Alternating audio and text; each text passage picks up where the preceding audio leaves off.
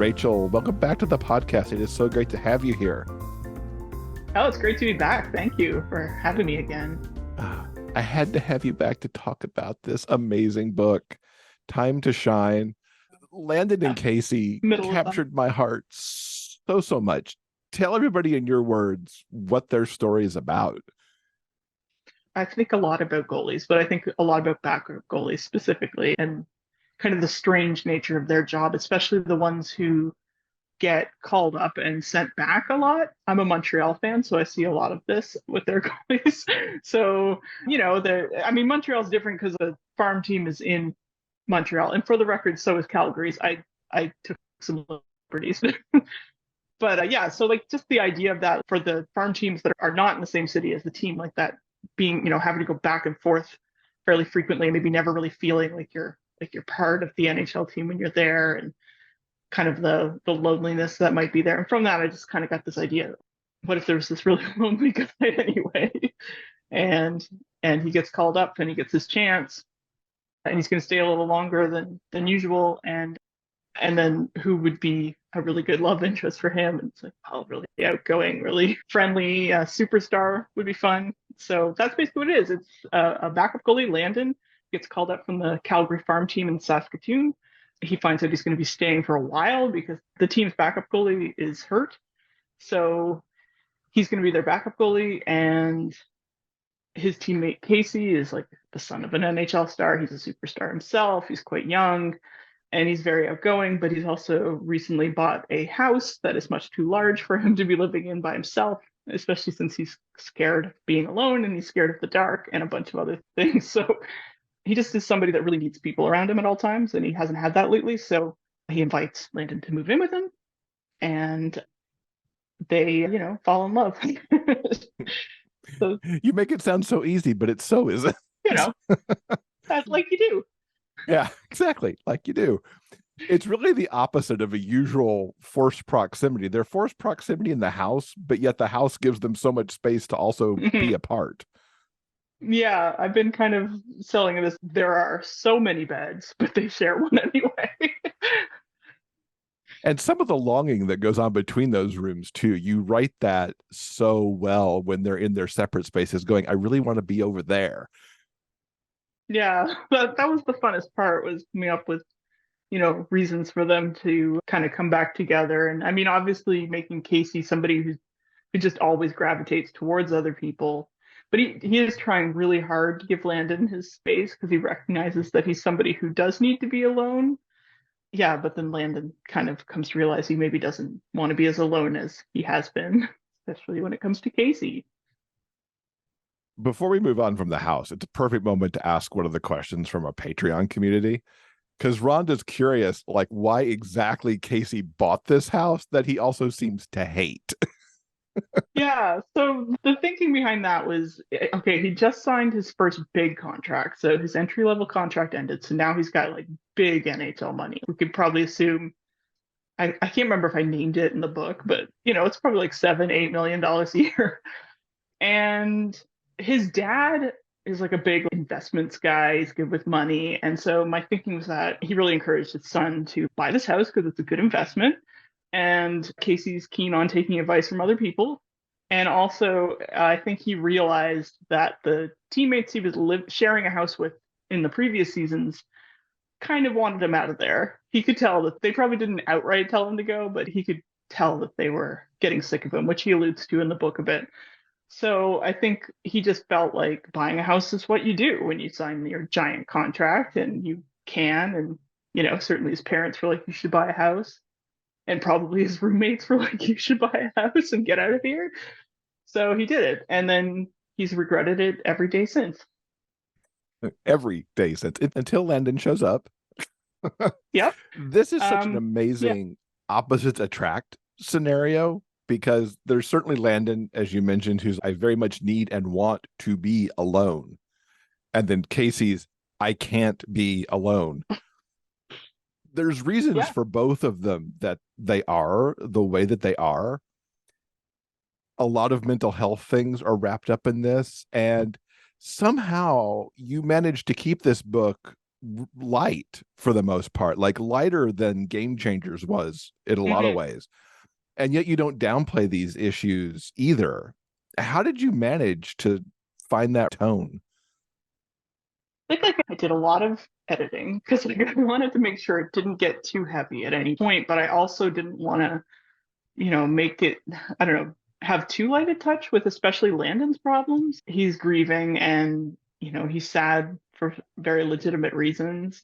But I tried to set the story at a point where he's going to start to heal. So I felt like that would lighten the tone quite a bit. His grief isn't fresh, but it's something he hasn't dealt with.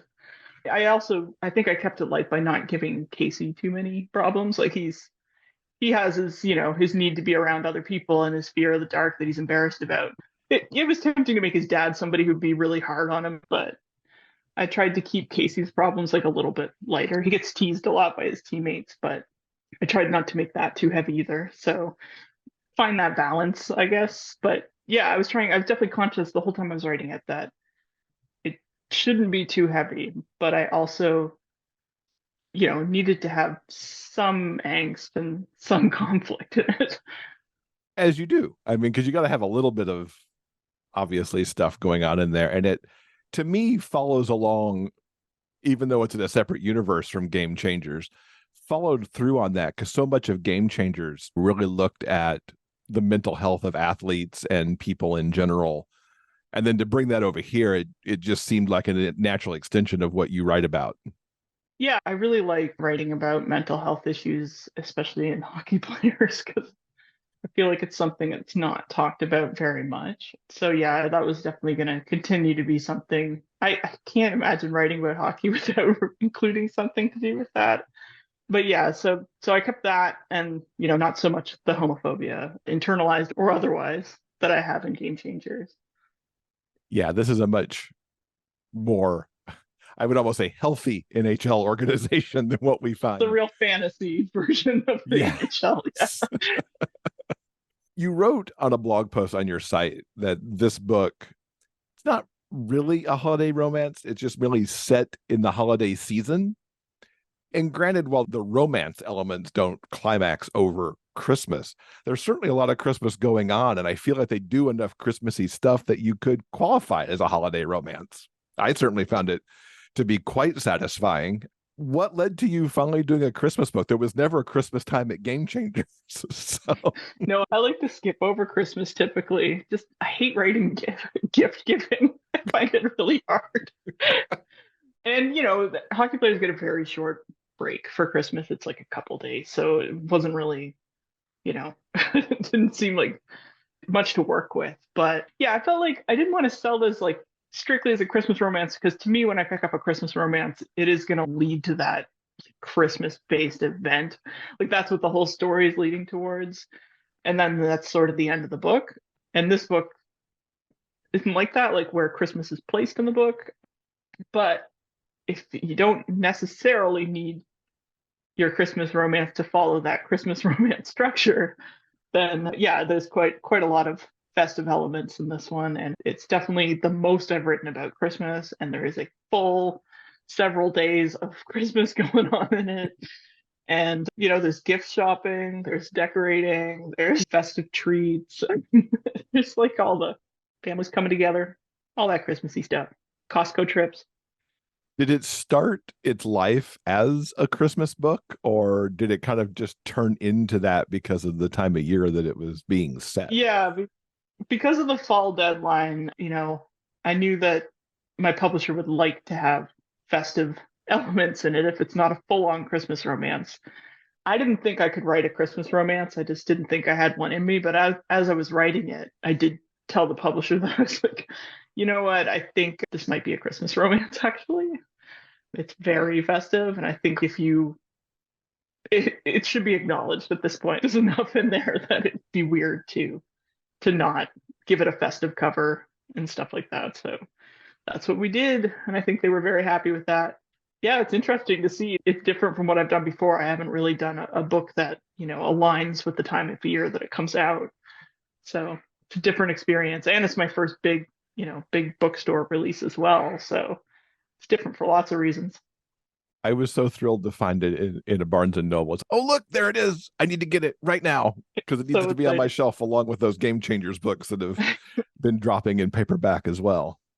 I saw it in a drugstore the other day and I was so excited because that's like That's awesome. drugstore, drugstore level. It's like airport. It's Or very exciting for supermarket. me. I always look at the Yeah, supermarket like, do I know anybody on the shelf right now? yeah. I always look because there's like just a handful of romance novels, and it's always neat to see which ones they pick. And there's never any gay romance that I see at the drugstore or at my grocery store. So it was really exciting to see this there. And it's such a gorgeous cover. I mean, it's seasonal, and I was thrilled they got the goalie skates right. That's just something that my eye picked up, that the goalie Yeah, skates for I will. I Landon will looks say that really was good. me. The first version he had regular skates, and I was like, not to nitpick, but and I think they added the hockey stick in Casey's hand later too. That wasn't me. That was just somebody's decision, and I think that was the right one because it makes it clear that they're both hockey players. Yeah. One of the other ways that this differentiates for you is that you got to write teammates falling in love rather than something where you had to keep people separated for a long time. How did that feel finally? I can't believe I didn't do it earlier. It's so easy. It's like, why didn't I think of this before? Obviously, yeah, because that is the hardest part of basically every other book I've written is they're only together for short periods of time, and then you have to have a whole week or two where they're separated.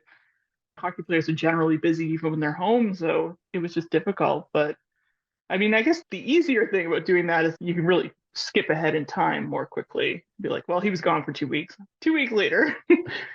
But I couldn't really do that with this. This was like minute by minute almost. It's a very short amount of time that I gave myself to tell this whole story, about 2 months. It was a different challenge, but also a lot easier in most ways, I would say. So I would definitely like to write teammates again. And 2 months is pretty quick because I feel like the other books mostly almost take place over most of a season, if not an entire season. Yeah, I think Game Changer was like the first one was quite short. I think that one takes place, it starts in January and it ends with, Stanley Cup finals time. So that one's fairly short, but yeah, this one was even shorter. So yeah, I think usually I give myself a whole season or so.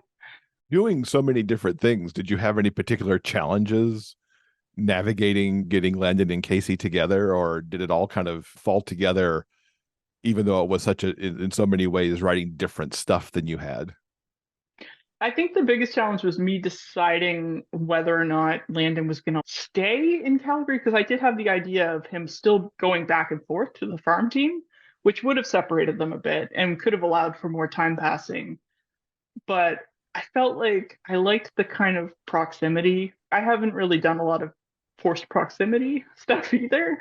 So I wanted to kind of roll with that. And so I think, yeah, the biggest challenge was trying to figure out at what point they are going to get separated and where that kind of conflict comes in and how they react to it and how it gets resolved. But so it took me a while to make up my mind about where that was going to go, but that was probably the biggest challenge. And what's a favorite scene in the book, if you can give us one without spoilers? Probably the scene where Casey is consoling Landon after a game that doesn't go very well for Landon, and he's just kind of talking to him through Landon's closed bedroom door. I liked writing that scene. It was a scene I had an idea for early on, and I was excited to get to it. And I like how it turned out. So I think that one probably. I'm so glad you picked that one, because that's one of the cornerstones of the book that really I latched on to, because it's like not only is there this burgeoning romance happening, but this is somebody really reaching out to their friend, their teammate, and be like, I am here if you need me to be here, and just hanging out. It was really Yeah, but sweet, and I without just storming loved it. into the room. I wanted him to still give him his space and not be like, I demand that you let me.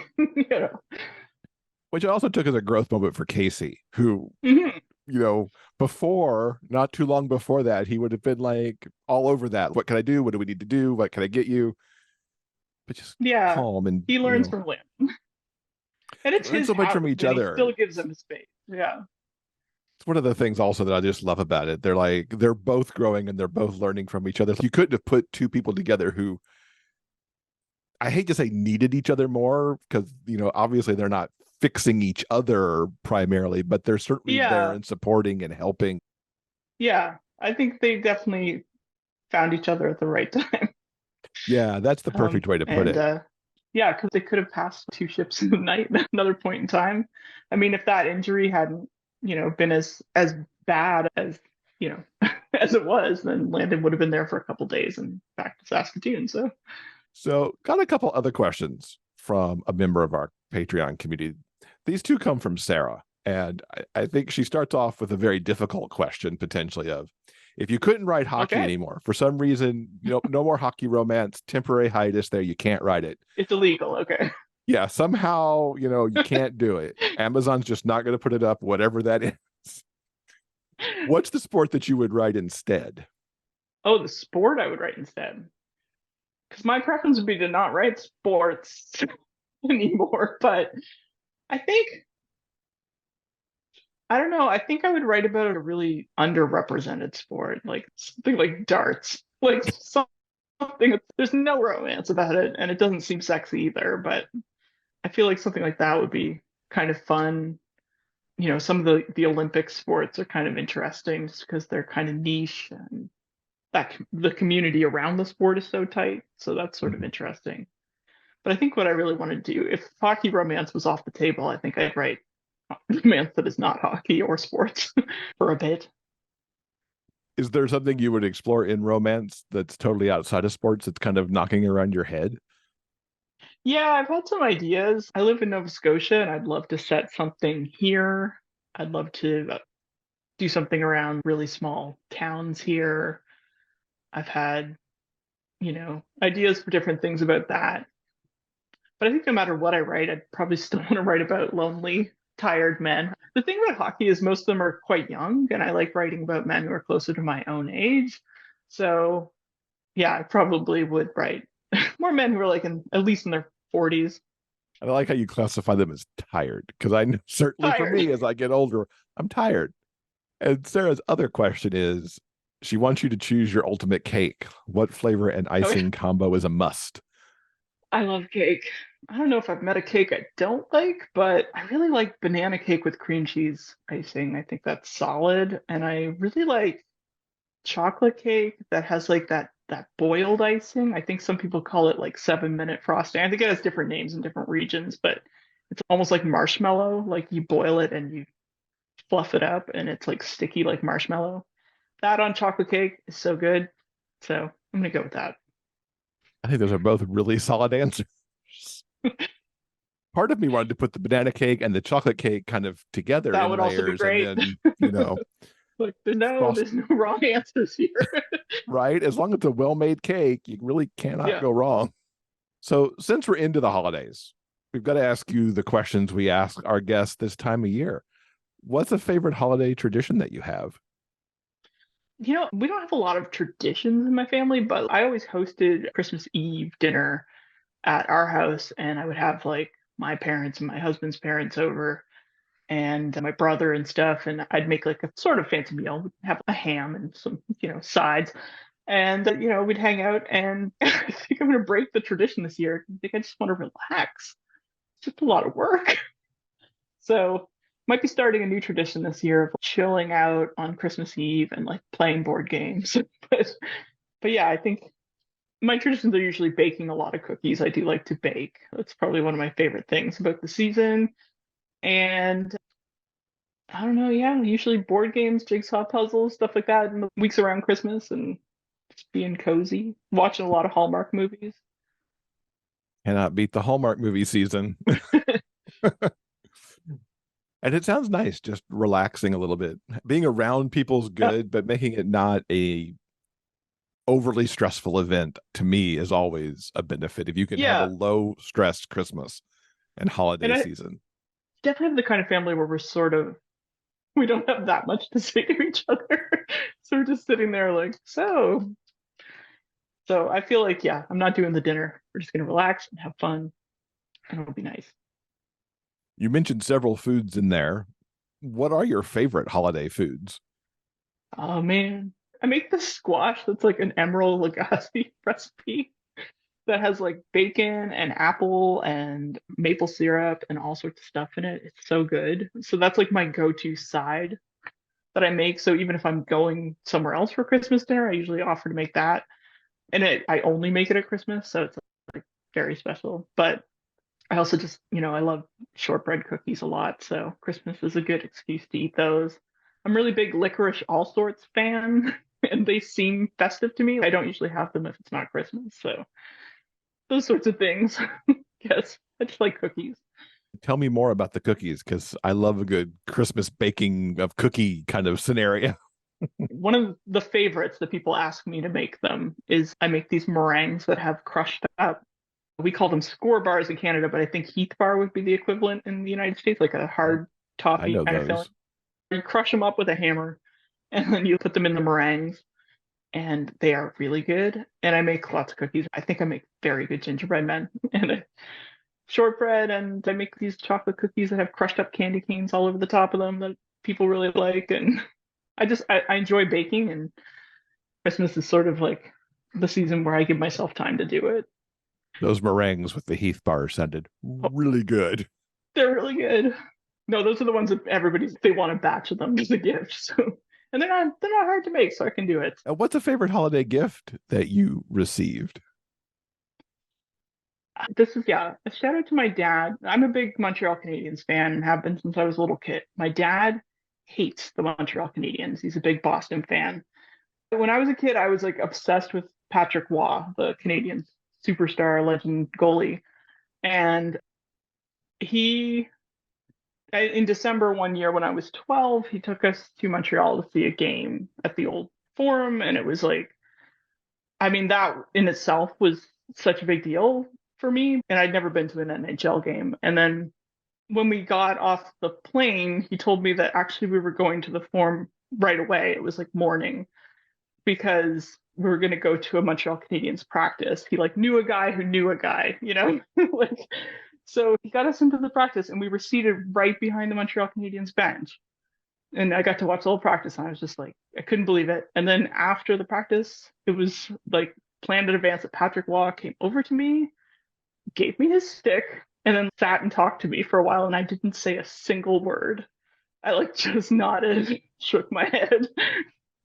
I was just like so starstruck. So that whole thing was such an amazing gift that I'll never forget. And I know how much it pained my dad to do any of it. So, but just really a great memory.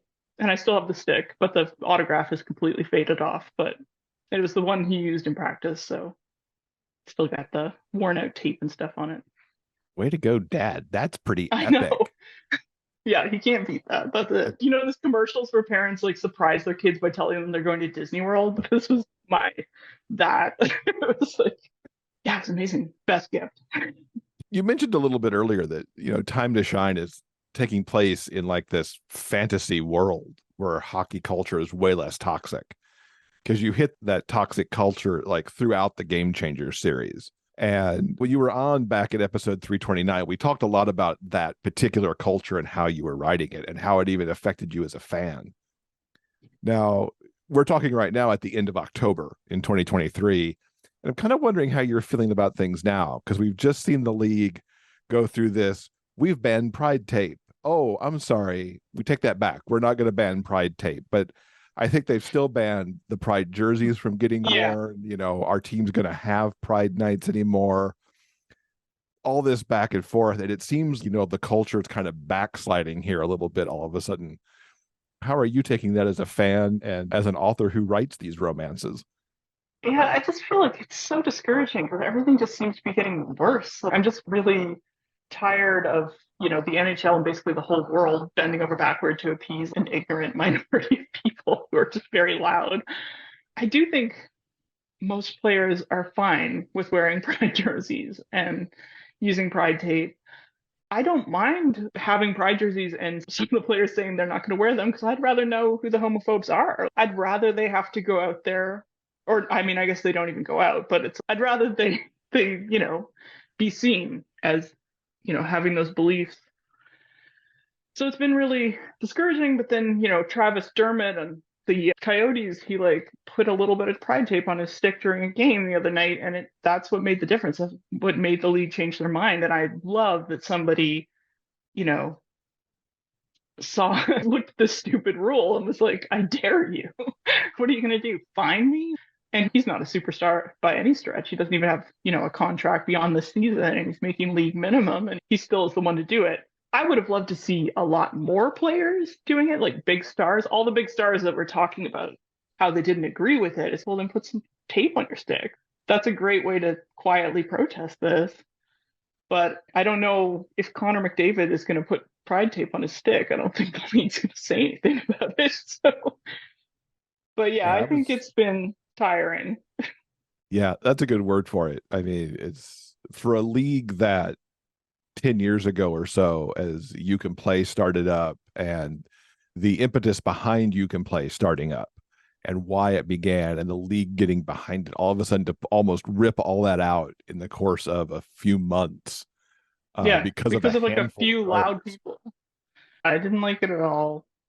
I didn't like that it was getting blamed on Russian players specifically, because there were plenty of Russian players that were wearing the jerseys, and also most of the players that weren't wearing them were not Russian. So, because that was the one of the arguments. Oh, well, it puts Russians in a difficult position, but it's like it seemed like most of them were okay with it, and it wasn't really mostly them. So, yeah, I didn't like any of it, and I continue to have a lot of problems with the NHL and hockey culture in general, but I vent them through my books.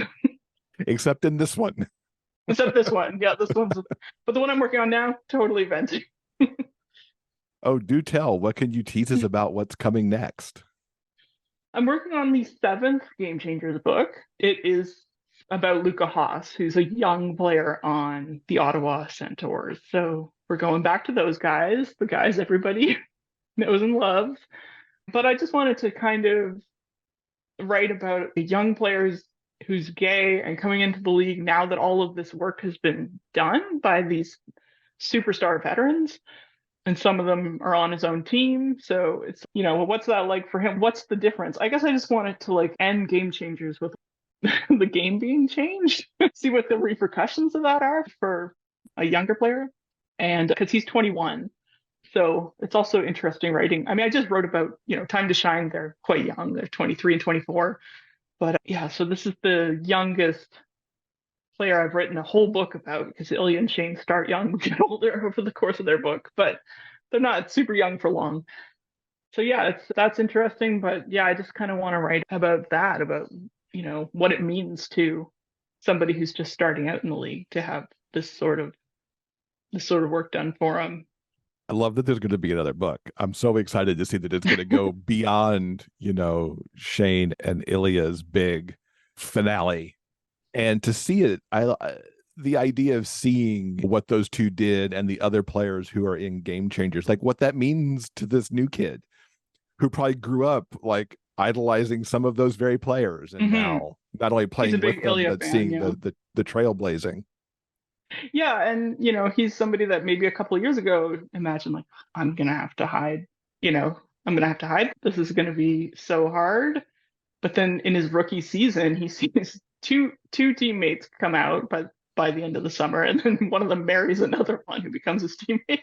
That changes a lot. Not only does he have these teammates, but he sees the support they've gotten. It's going to change his whole life, really. So I could have ended it with the long game, and I did think I might do that, but then I just thought it needed one more chapter to the story that shows, the positive change.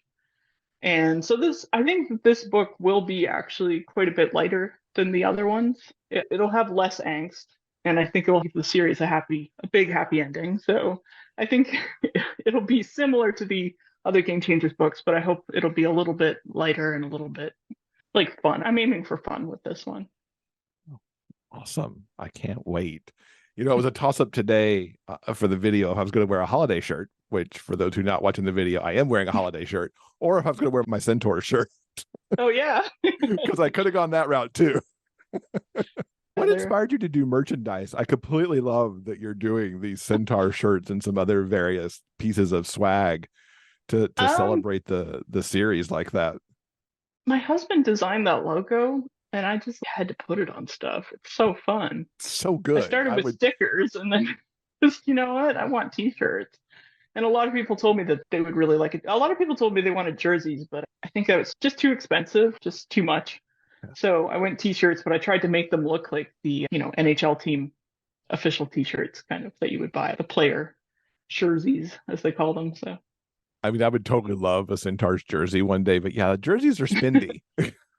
oh yeah, and I'm my day job is I make that stuff. Like I make swag. So I can make custom jerseys more easily than most people could, but they'd still be so expensive. We do love to get recommendations on this show, of course. What are you reading or watching these days that our listeners should maybe check out? I just finished reading like today Kate Nary's upcoming book, Lucky Bounce, which is a male hockey romance that Karina Press is putting out. If you've read her other books, this one's quite different from them. It's very light and fun and funny.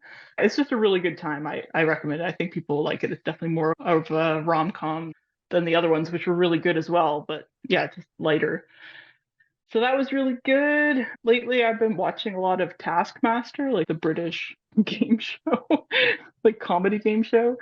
And I've been playing a lot of this video game Vampire Survivor. And I really just blew through Legend of Zelda Tears of the Kingdom recently.